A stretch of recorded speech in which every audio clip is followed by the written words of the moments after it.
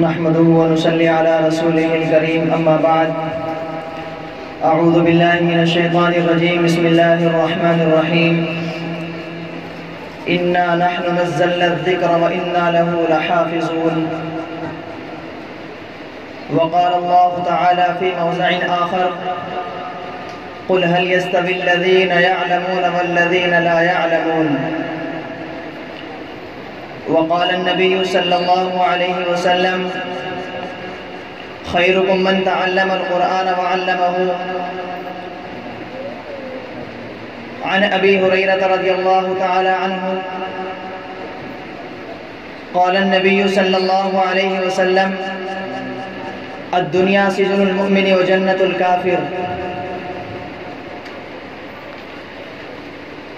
میں نے آپ حضرات کے سامنے قرآن کریم کی دو آیتیں پڑھی اور اللہ کے نبی صلی اللہ علیہ وسلم کی حدیث مبارکہ کے ایک بہت لمبی حدیث ایک چھوٹے سے چھوٹے ٹکڑے میں نے تلاوت فرمائے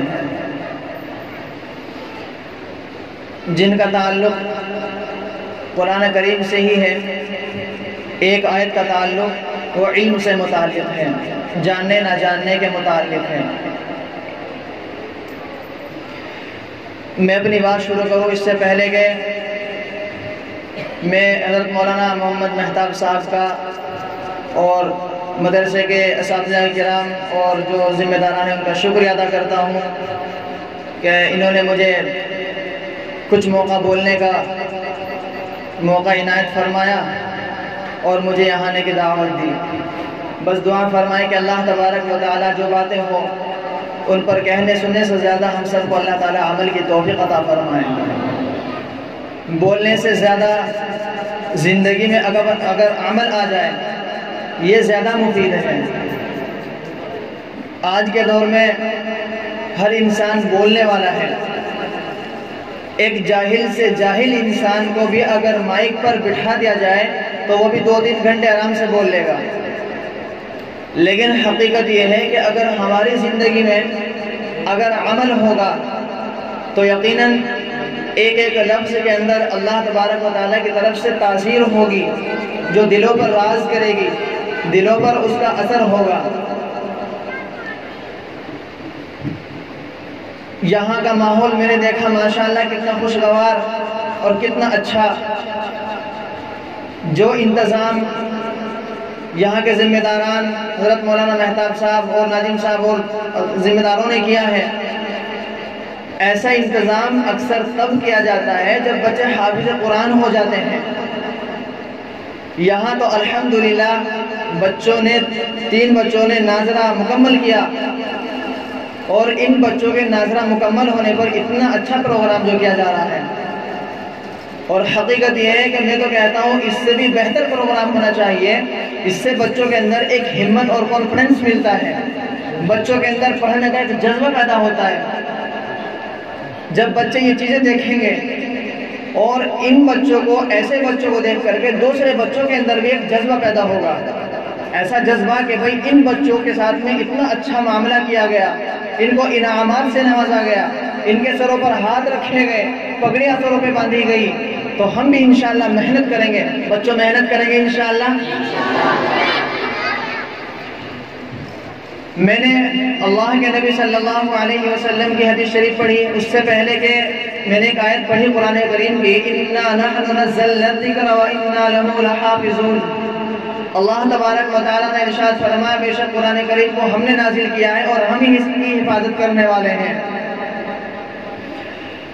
دنیا کے اندر اگر یہ دیکھنا ہو کہ پوری دنیا کے اندر اس وقت سب سے مبارک سب سے مقدس شخص کون ہے؟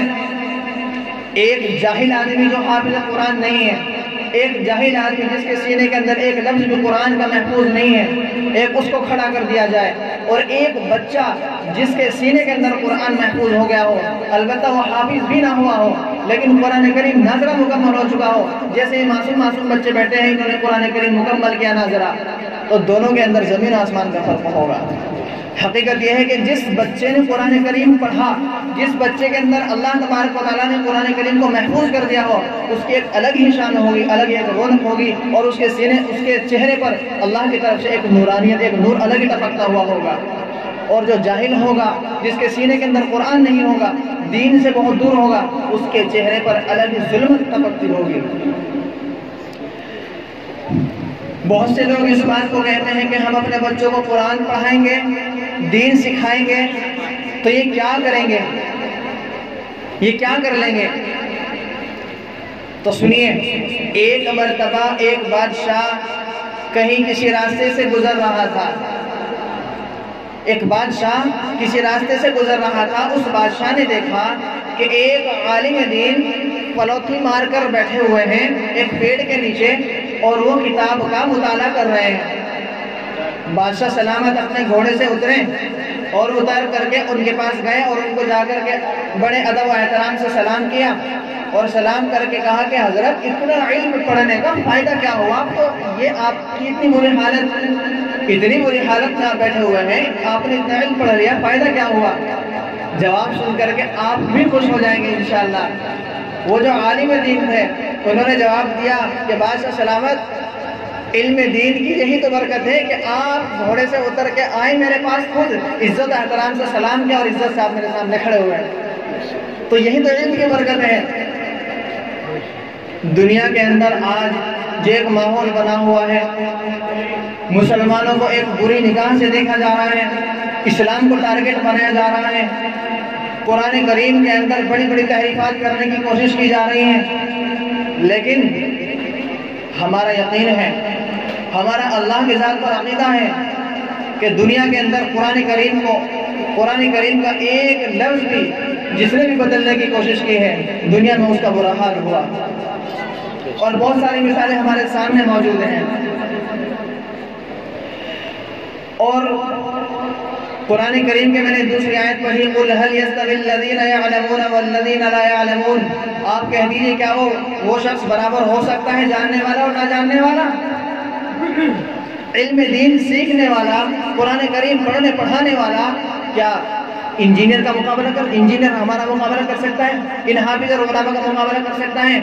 انجینئر بنے گا صرف دنیا تک محدود رہے گا، ڈاکٹر بنے گا صرف دنیا تک محدود رہے گا، جج بن جائے، وکیل بن جائے، صرف دنیا تک محدود رہیں گے۔ لیکن اللہ کی ذات پر توکل اور بھروسہ کرتے ہوئے جب حافظ قرآن بنا، عالم دین بنا، اس نے علم دین سیکھا، اس نیت سے سیکھا کہ میں اللہ کا دین، اللہ کے نبی صلی اللہ علیہ وسلم کا دین، علم دین حاصل کر رہا ہوں، انشاءاللہ اس علم دین کو سیکھنے کے بعد میں امت تک یہ علم دین پہنچاؤں گا تاکہ مجھے بھی اور کوئی میرے نجات کا ذریعہ بن جائے۔ جب یہ عقیدہ اور یہ یقین ہوگا اللہ کی ذات پر، تو دنیا اس کے سامنے جھکے گی، اس کو کسی کے سامنے جھکنے کی ضرورت نہیں ہوگی۔ آج کے دور میں ہم دیکھتے ہیں کتنے بڑے بڑے امیر ترین شخص اپنی زندگی سے اس طرح پریشان ہیں، چاہے وہ مسلمان ہو یا نان مسلم غیر مسلمان ہو، اس طرح پریشان ہے کہ خودکشی کرنے کے لیے ابھی تیار ہیں۔ کیوں؟ کیونکہ سینے کے اندر اللہ کا دین نہیں ہے۔ اللہ کے نبی صلی اللہ علیہ وسلم نے ارشاد فرمایا کہ جس شخص کے اندر ایک ذرے کے برابر بھی قرآن سینے میں محفوظ نہیں، اس کی مثال کیسی ہے کہ ویران گھر کی طرح اللہ کے نبی نے بتایا کہ وہ ایسا ہے جیسے کہ ویران گھر بنا کے کھڑا کر دیا، اچھے سے اچھا اس کے اندر کافی اس کو سجاوٹ سے مزین کر دیا، لیکن کوئی رہتا نہ ہو، چند دن کے اندر اس کے اندر جنات اپنا ٹھکانہ بنا لے گئے، کوئی رہنے کے اس میں تیار نہیں ہوگا رہنے کے لیے۔ تو عالم دین کی مثال، حافظ قرآن کی مثال ایسی ہے جیسے کہ ایک بہت سیاہ کمرہ ہو اور اس کے اندر ایک چھوٹے سے جگنو کو بٹھا دیا جائے کہیں بھی پورے تاریکی کمرے کے اندر، اور جہاں بھی وہ بیٹھا ہوگا تو یقیناً ایک دم نظر آ جائے گا چمکتا ہوا کہ وہ جگنو بیٹھا ہوا ہے۔ تو حافظ قرآن کی مثال ظلمتوں کے اندر، اس تاریک جو ماحول بنا ہوا ہے، جو حالات بنے ہوئے ہیں، حافظ قرآن اور عالم دین کی مثال ایسی ہے۔ حقیقت یہ ہے آج ہم لوگوں کے عقیدے بگڑ چکے ہیں، ہمارا یقین اللہ کی ذات سے ختم ہو چکا ہے۔ جب ہمارا یقین اللہ کی ذات پہ ہوگا، اور پھر اللہ کی ذات پہ یقین تو ہے تو اس میں بھی گڑبڑ ہے معاملہ۔ یہ ہوتا ہے کہ پتہ نہیں ہوگا یا نہیں ہوگا، روزی ملے گی یا نہیں ملے گی، روزی کا وعدہ اللہ نے کیا ہے تو اللہ روزی دے گا۔ اللہ تعالیٰ کی 18,000 مخلوقات ہیں، 18,000 مخلوقات میں سے صرف انسان ہی کا یہ پیشہ ہے کمانا اور محنت کرنا. اس کے علاوہ جتنی مخلوقات ہیں کیا وہ محنت مزدوری کرتی ہیں؟ کیا وہ پڑھاتی ہیں پڑھتے ہیں؟ اللہ روزی ان کو بھی کھلا رہا ہے. یہ ہمارا عقیدہ بن چکا. اگر ہم نے اپنے بچوں کو عالم بنایا کہاں سے کھائیں گے کہاں سے پیئیں گے؟ یہ عقیدہ ہمارا بن چکا ہے. اگر اللہ کی ذات پر یقین کریں اور اللہ کا دین سیکھنے کے لیے اپنے بچوں کو مدرسے کے اندر بھیجیں تو کل قیامت کے دن یہی بچے آپ کے نجات کا ذریعہ بن جائیں گے. حضرت مولانا پیر ذوالفقار صاحب دامت برکاتہم نے ایک بہت عجیب واقعہ لکھا ہے. ایک عورت تھی, اس عورت کے 9 بیٹیاں تھیں, لڑکیاں ہی لڑکیاں تھیں, لڑکا کوئی نہیں تھا. لیکن اس عورت کی خواہش اور دلی تمنا یہ تھی کہ میں اپنی بیٹیوں کی شادی کسی عالم دین سے ہی کروں. 9 بیٹیاں تھیں, 9 لڑکیاں تھیں. جب بچیاں بڑی ہونی شروع ہو جاتی ہے تو ماں باپ کو فکر ہونی شروع ہو جاتی ہے. وہ ماں کو بھی بڑی فکر ہوئی کہ بچیاں شادی کے قابل ہو گئی لیکن رشتہ ابھی تک نہیں ملا. لیکن خواہش دلی تمنا یہی تھی کہ نکاح کرنا ہے تو عالم دین سے ہی کرنا ہے. بہرحال انہوں نے بڑی کوششیں کی, بہت جد و جہد کی. تو ایک گھرانہ ان کو معلوم پڑا, لیکن جو گھرانہ ان کو معلوم پڑا وہ بہت امیر ترین شخص کا تھا. اور اتفاق سے یہ معاملہ ہوا کہ اس عورت کو جو رشتہ ملا اس عورت کا شوہر کا انتقال ہو چکا تھا.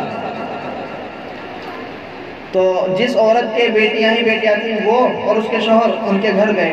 حالانکہ ڈر لگ رہا تھا کہ ہم تھوڑا سا مڈل کلاس کے ہیں یا ہائی کلاس کے آدمی ہیں, پتہ نہیں ہماری اس بات کو قبول کریں گے نہیں کریں گے.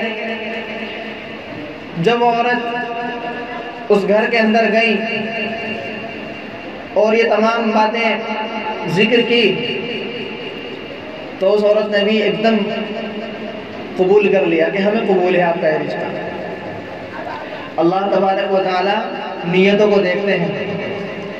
ظاہر میں کچھ بھی ہو لیکن حقیقت یہ ہے کہ اللہ تعالیٰ نیتوں کو دیکھتے ہیں کہ میرے بندے کی نیت کیا ہے. اور سارا معاملہ تو نیتوں کا ہی ہے. جیسی انسان کی نیت ہوتی ہے ویسے ہی اللہ تبارک و تعالیٰ اس کے ساتھ میں ویسا معاملہ کرتے ہیں.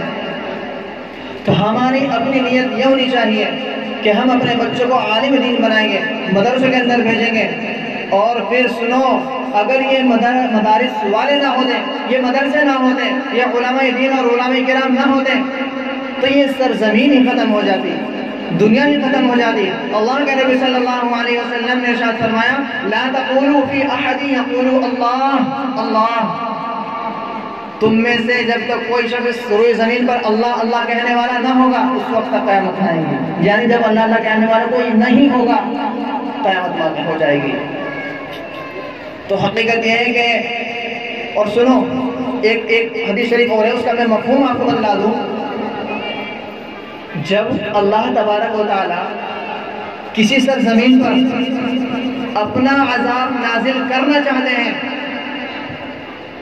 اور ایک چھوٹا بچہ جب سورہ فاتحہ کی تلاوت کرتا ہے تو اللہ تبارک و تعالیٰ اس بچے کی سورہ فاتحہ پڑھنے کی برکت سے 40 سال کے لیے اس عذاب کو ٹال دیتا ہے. 40 سال کے لیے. تو دیکھو کتنے بچے تلاوت کر رہے روزانہ اعوذ باللہ بسم اللہ سورہ فاتحہ. تو ویسے تو باتیں اور بھی بہت ساری تھی بتلانے کی, لیکن چونکہ وقت قلیل ہے تو وقت قلیل کی وجہ سے تھوڑا سا بس میں اپنے آپ 2-1 بات اور بتلا کے بالکل ختم کرتا ہوں. پہلی بات تو یہ ہے روزی دینے والی ذات صرف اللہ کی ہے. ہمارا عقیدہ اور یقین ہونا چاہیے ان اللہ یرزق من یشاء بغیر حساب. اللہ نے قرآن میں فرمایا بے شک روزی تو اللہ تعالیٰ دیتا ہے جس کو چاہتا ہے بغیر حساب دے دیتا ہے, لیکن محنت اور مشقت کرنی پڑے گی. دوسری بات یہ ہے کہ اپنے بچوں کو عالم دین بنائیے, پڑھائیے, نیک بنائیے. یہ کل قیامت کے دن آپ کی نجات کا ذریعہ بنیں گے انشاءاللہ۔ قیامت کے دن جب قیامت کا میدان ہوگا، محشر نفسی نفسی کا عالم ہوگا، تو ایک حافظ قرآن کو بلایا جائے گا۔ جب وہ حافظ قرآن ہوگا اور اس کے ماں باپ ہوں گے اور اس کے ماں باپ کے سر پہ جو تاج ہوگا، اس وقت تک اللہ تبارک و تعالی اپنی کرسی پر جلوہ افروز نہیں ہوں گے۔ جب بچے کے ماں باپ جن کے سر پہ تاج ہوگا تو جو وہاں کھڑے ہوں گے، جتنے بھی وہاں پورا حضرت آدم علیہ السلام سے امت محمد یا تک جتنی قوم کھڑی ہوں گی، سب ایک دم کہہ دیں گے کہ اللہ تبارک و تعالی حاضر ہو گئے، اللہ تعالیٰ موجود ہیں، اب آ گئے۔ پھر ایک غیب سے آواز آئے گی کہ ابھی اللہ تعالیٰ حاضر نہیں ہوئے، یہ تو ان بچوں کے ماں باپ ہیں جنہوں نے قرآن کریم کو اپنے سینے میں محفوظ کیا ہوا ہے۔ اور اصل مسئلہ دنیا کا نہیں ہے، آخرت کا ہے، قبر کا ہے۔ مرنے کے بعد پتہ نہیں کتنے مسلمان ایسے ہیں جو مر گئے، دنیا سے چلے گئے، ان کے اولاد ایسی ان کو اشارہ ثواب تک یہ نہیں پتہ اشارہ ثواب کیا ہوتا ہے۔ کم سے کم ہماری اولادیں ہمارے نجات کا ذریعہ تو بن جائے گی کل قیامت کے دن۔ اپنے بچوں کو پڑھائیے اور ان کے پڑھانے والے جو استاد ہیں، جہاں تک ہو سکے جتنا ہو سکے قدر کیجیے۔ جب ناقدری شروع ہو جاتی ہے تو اللہ تعالیٰ نعمت چھین لیتا ہے، اور جب اللہ تعالیٰ نعمت چھینتا ہے تو پھر عذاب بھیجنے کے سوا اللہ تعالیٰ کے پاس بھی کوئی راستہ نہیں ہوتا۔ کتنے واقعات ایسے ہیں جب اللہ نے نعمت کو چھینی تو پھر ترس گئے۔ بس دعا فرمائیں کہ اللہ تبارک و تعالی ہم سب کو ان باتوں پر کہنے سننے سے زیادہ عمل کی توفیق عطا فرمائے۔ بچوں محنت سے پڑھو گے انشاءاللہ، حافظ قرآن بنو گے، عالم دین بنو گے انشاءاللہ۔ بس اللہ تبارک و تعالی ہم سب کو کہنے سننے سے زیادہ عمل کی توفیق عطا فرمائے۔ وآخر دعوانا ان الحمدللہ رب العالمین۔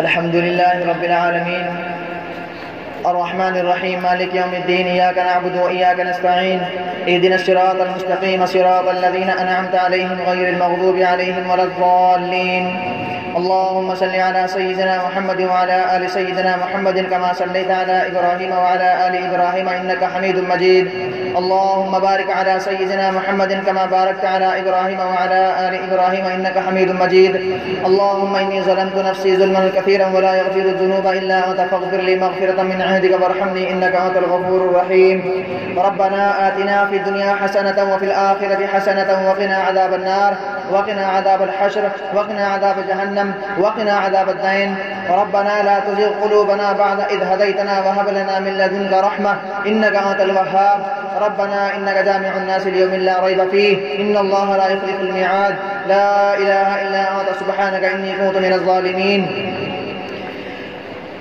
اے اللہ ہمارے تمام گناہوں کو معاف فرما دیجئے، اے اللہ ہم سے ہمارے تمام خطاؤں کو درگزر فرما دیجئے، اے اللہ ہم نے آج تک جتنے گناہ کیے ہیں دن کے اجالے میں یا رات کے اندھیرے میں، اے اللہ سب کو معاف فرما دیجئے، اے اللہ ہمیں آپ کی رحمت سے امید ہے، اے اللہ ہمارے گناہ یقیناً سات و زمین سات و آسمان اے اللہ ان سب سے بڑے ہیں اے اللہ، لیکن آپ کے عرش سے چھوٹے ہی چھوٹے ہیں، اے اللہ ہمیں آپ کی رحمت سے امید ہے، اے اللہ ہم سب کو اپنی رحمت کی رسی ڈال کر کے گناہوں کے سمندر سے نکال لیجئے، اے اللہ ہمارے تمام گناہوں کو معاف فرما دیجئے، اے اللہ ان بچوں کو عالم دین بنا دیجئے، نیک بنا دیجئے، اے اللہ ان کے پڑھانے والے جو استاد ہیں اے اللہ ان کو بھی دن رات چگنی ترقی عطا فرما، اے اللہ اپنی حفظ و امان میں رکھ، اے اللہ اپنی حفظ و امان میں لے لیں، اے اللہ اس مدرسے کو بھی دن رات چگنی ترقی عطا فرما، اے اللہ ان بچوں کو نیک بنا، صالح بنا، متقی بنا اور والدین کے لیے آنکھوں کی ٹھنڈک بنا دیجئے، اے اللہ میدان محشر میں اے اللہ ہم سب کے لیے باعث نجات بن جائے، باعث نجات بنا دیجئے، اے اللہ قیامت کے دن اپنے پیارے محبوب صلی اللہ علیہ وسلم کے ہاتھوں سے جام کوثر پینا نصیب فرما دیجئے،